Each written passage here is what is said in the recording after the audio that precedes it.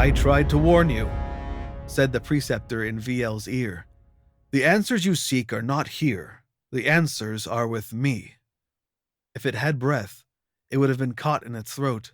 It backed away from the window and stayed out of sight. A pair of silver shapes emerged from the underpass under the highway VL-15 had just come. Their bodies resembled drums that tapered from the middle to the bottom, ending in a rounded nub about a foot wide.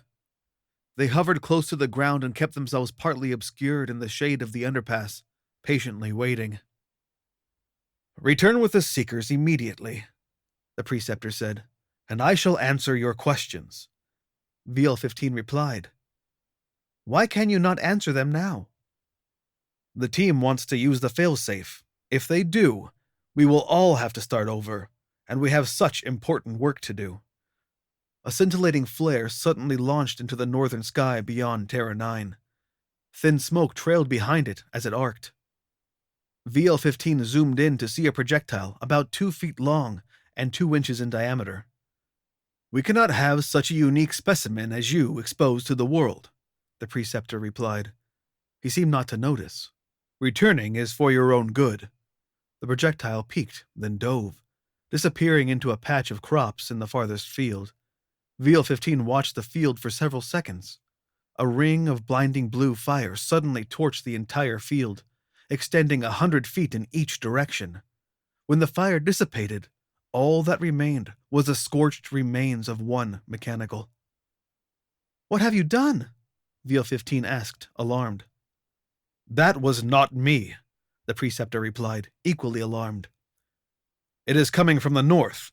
Renata has fired on us. We are under attack.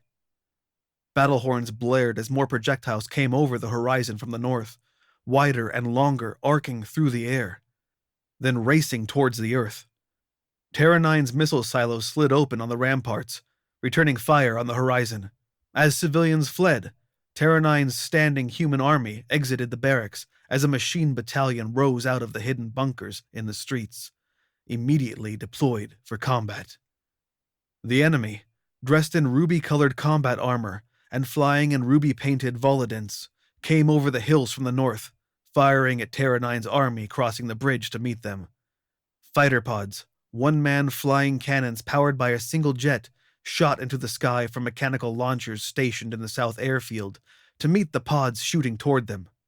From the northwest, ochre-plated mechans and fighter pods approached. An army of soldiers in yellow combat armor came charging over the hill.